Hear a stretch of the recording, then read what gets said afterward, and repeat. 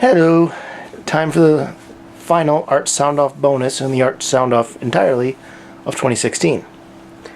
So we've seen how and why I created the hosts of my comic, and we've also seen the creation of the family. But there's two more supporting cast members, and we're going to meet them today. First, let's meet Max.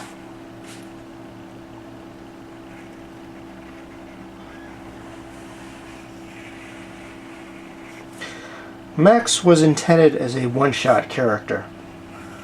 I didn't even have a name for him when I first created him.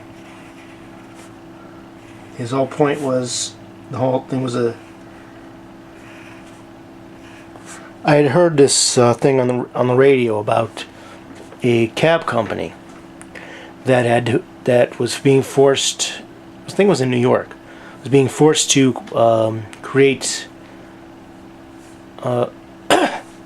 applications in Braille for the position of cab driver. Let that sink in a minute. They wanted to have Braille for a cab driver application.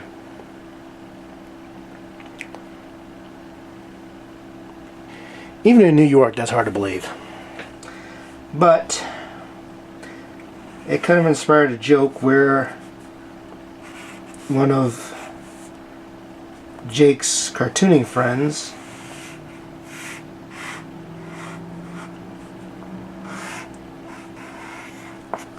wanted to do a comic for blind people, and they would do it in Braille. It was meant as a gag, but as more as I thought about this character, I saw some potential in him, which I'll get to in a moment.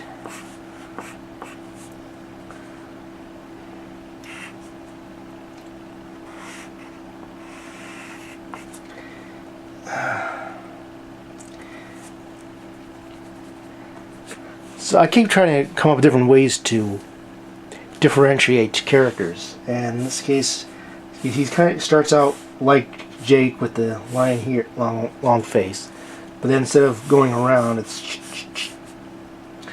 and then his hair, which I'm still trying to figure out how to get myself to make it look consistent between panels.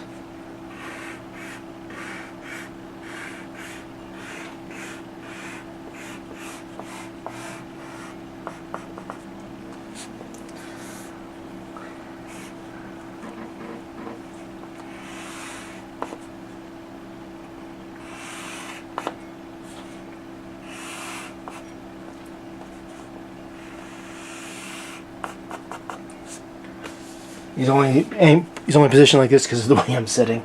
It's not something specific to him.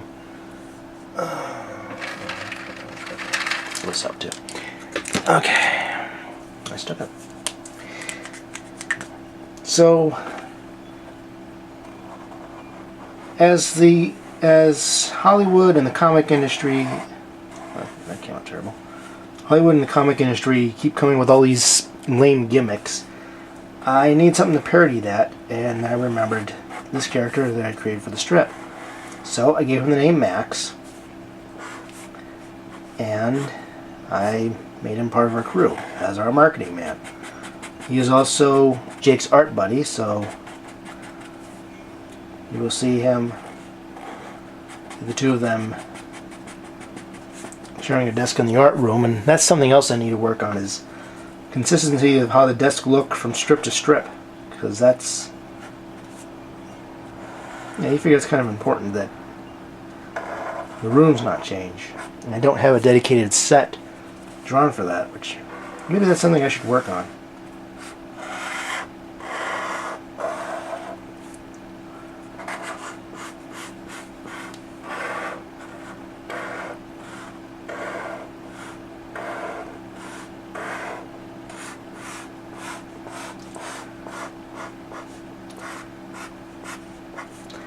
And I think I'm starting to realize with Max, I use more jagged lines than I do with compared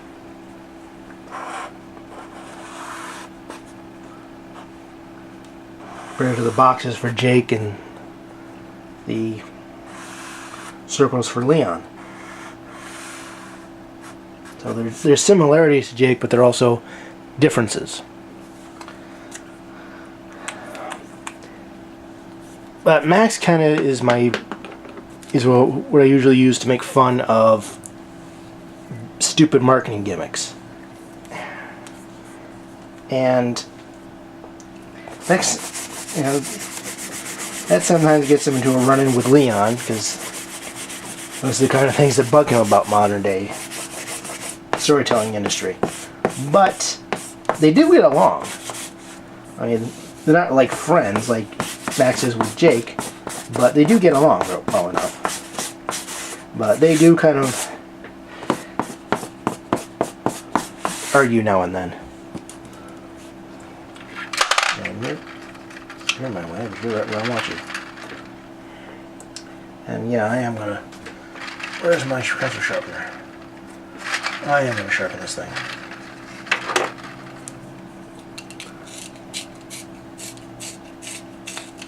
That's about...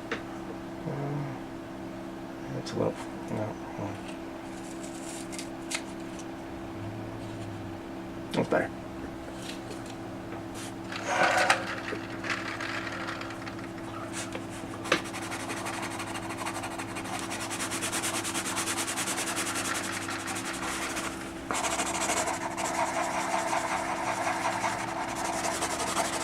Max is not necessarily a bad person. He's just kind of bought into the nonsense that marketing is the important way to get people interested in your stuff. Let's take this off. And it's not that he's necessarily an idiot. It's just he just really believes in the power of marketing. But he's not necessarily a marketer. He's a storyteller. He's a cartoonist, but he likes gimmicks, basically. He likes gimmick storytelling. He likes marketing gimmicks. And I'm hoping that there's more to his actual work than gimmicks. We've never actually seen Max's work. We've seen Jake's work a couple of times, but not necessarily Max's work. Not just because it's never come up.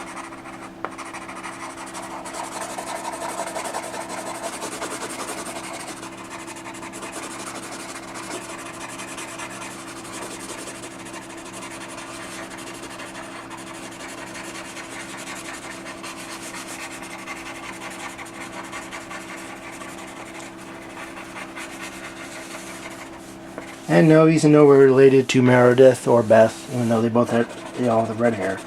I just like Max's red hair for some reason. And he even dresses in red.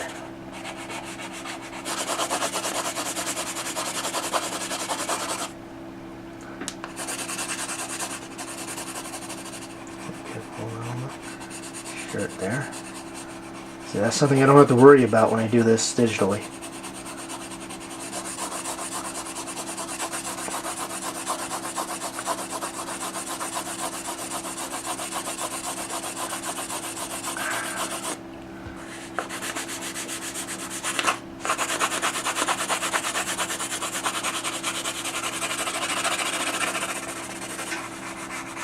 I don't know if you can tell or not, but there are definitely gaps and the lines go in different directions, and that kind of affects things.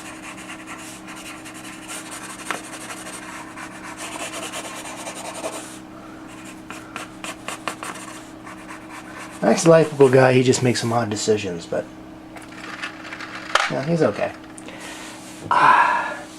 You know, one problem with coloring like that, when you don't do it very often, hurts your arm. Just give me a moment. And then we'll do our final character. Oh. And this one's an interesting difference. Because even though there are no superheroes in our universe, except when the gag calls for it, we do have an alien. And it's the story of how I created Fizzbin is interesting. When I worked at the grocery store, and they stuck me on the night shift, which, as I mentioned in the scheduling, Art Soundoff was a bad idea. It kind of threw me off, but at night, if it was quiet, I had these papers left over. See, some people would leave their receipts behind, or there's this little thing that pops up when we first start up the printer or the register, and I'd keep those. So when it got slow and there was no other busy work to do, I would get in some drawing practice. And one time I tried to draw the Honey Nut Cheerios bee, because we had Cheerios on sale and the thing was right there, and it didn't come out very good. But it kind of sparked an idea for a character. So she's drawn very different from the rest of the cast, because she's not from Earth. She's from France. The planet, France.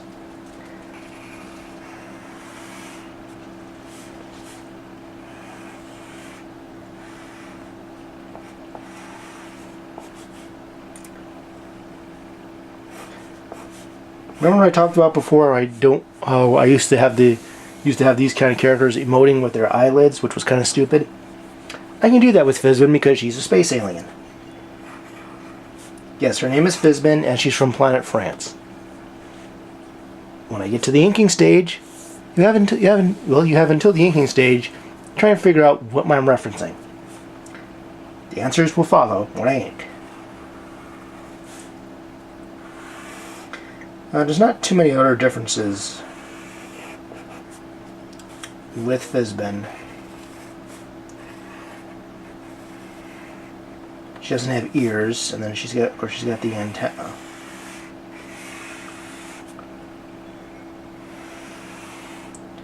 Usually when I pencil, I draw the head first, then draw the antenna in, and then I just simply don't ink this line when I go to ink, but for some reason today I decided to try it that way.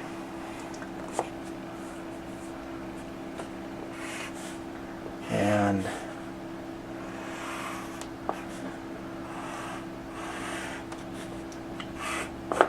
that's made her head way too big. That's not good. Her head is way too big. Her head's not usually this big. And she also usually has 3 fingers, like 2 fingers here and then 1 finger, so it would kind of look like there's a thumb, finger, would look like that. Like she's constantly doing the Vulcan sign, I guess. Not really sure why I came up with that, but I did. I'll get rid of that. I'll leave that in there. This. So, Fizzbin was added to the cast because I just when I tried to do the Honey Nut Cheerios bee, it just didn't come out right, but it looked like it made me an interesting space alien. And then I started thinking, this might actually be useful in the comic. What if we had a character who looked at the world a bit differently than we do? Sort of a new perspective, stuff we take for granted that when you actually think about it is kind of weird about the human existence. And that's where Fizzbin came in.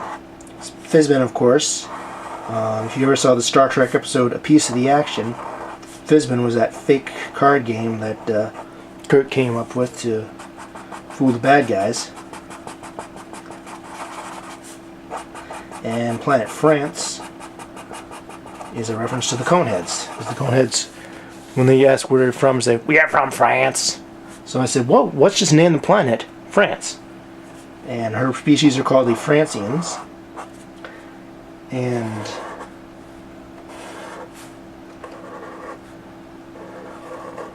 on her planet, she has to wear a hat to hide the antenna, the same way women on Earth have to wear a shirt because of their boobies.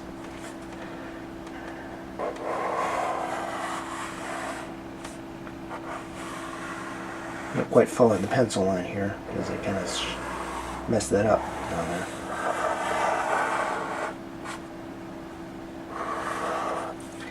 But on Earth, they don't have that kind of restriction, so she gets to be a bit of an exhibitionist. Someday I may do a comic where somebody else from France shows up and freaked out by the fact that she's walking around without a hat.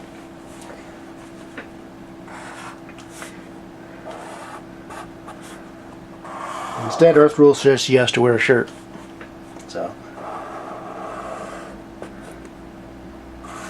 Now there's something I should address sometime. She doesn't have memory things like we humans do. Or at least they don't operate the same way. So she's got a different social faux pas here.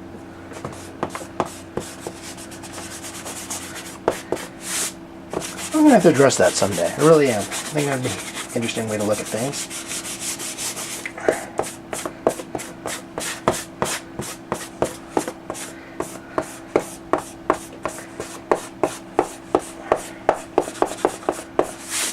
And one thing I like about her is that I get to play with somewhat different colors because for whatever reason I've never had the opportunity. I've had people of color show up in the comic, but not really as part of the regular cast, and there's not any kind of bias, just kind of the way it happened. No, it's not quite right. I usually do this on the computer, so I'm trying to choose my greens here. I don't know, this won't work. So, I got a green-skinned aliens. But she's not from Mars, she is from France.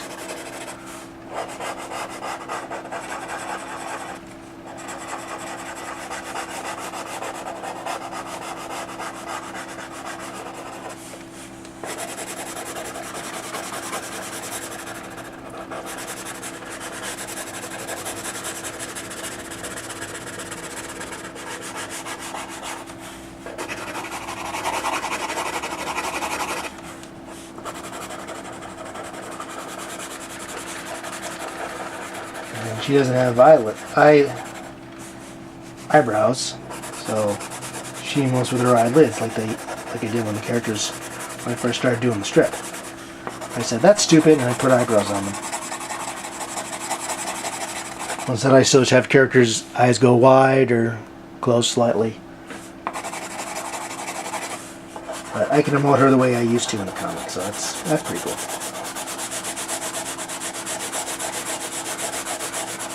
I suppose I could put eyebrows on her and do it that way, but at this late date, why bother?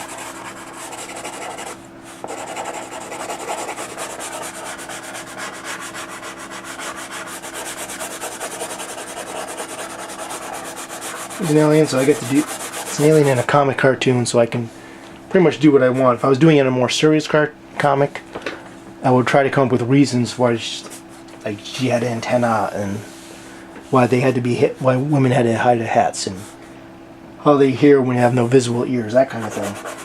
That stuff I would think about a bit more if I was doing a more serious sci-fi story. Like, if I'm going to have... Because that's something that kind of bugs me when it comes to sci-fi stories, is they come with an alien design, but there's no logical explanation for why they have that thing. It's just to look different. Like, I like to come up with a cool design. It's like, fine, have it make sense. But I can get away with it a bit more in a comedy. Yeah, she's the only one I've had a mouth open for, so...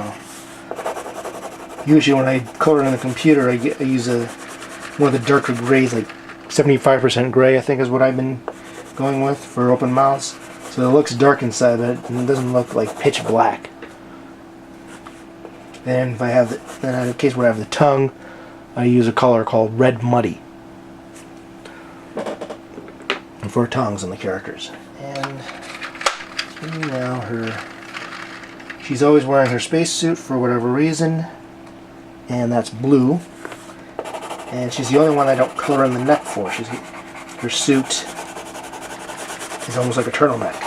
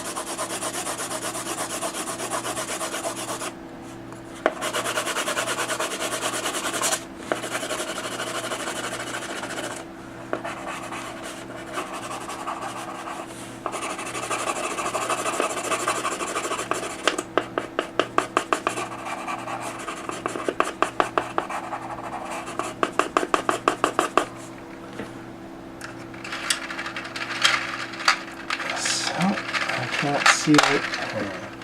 Sometimes there's lights in my eyes and I can't see where to put this thing back.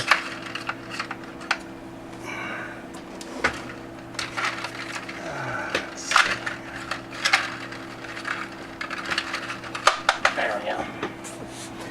Every now and then I have to readjust my caddy to see how, make sure it all fits in place right and usable. Because sometimes they'll get all mixed up because the colors, well, but the pens and pencils, I kind of have them all set up in the proper holes and everything's right with the world. I'll put these all away now because this is done. And there you go. There's Max and there's Fizzbin. The last two characters we have, I've created for the comic. Will I eventually create more to the cast?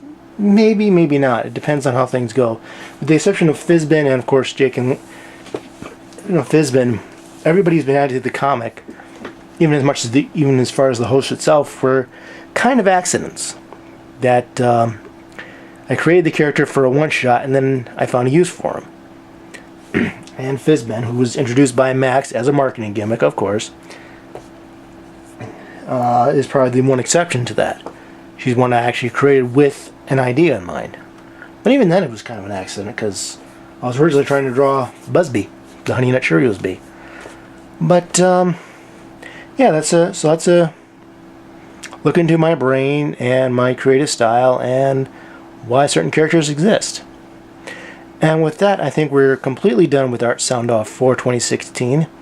Hopefully we'll do this again November 2017. So I'm going to try and get caught up with everybody else's Art Soundoff for this year, because between doctor's appointments and colds and everything else, I kind of fell behind.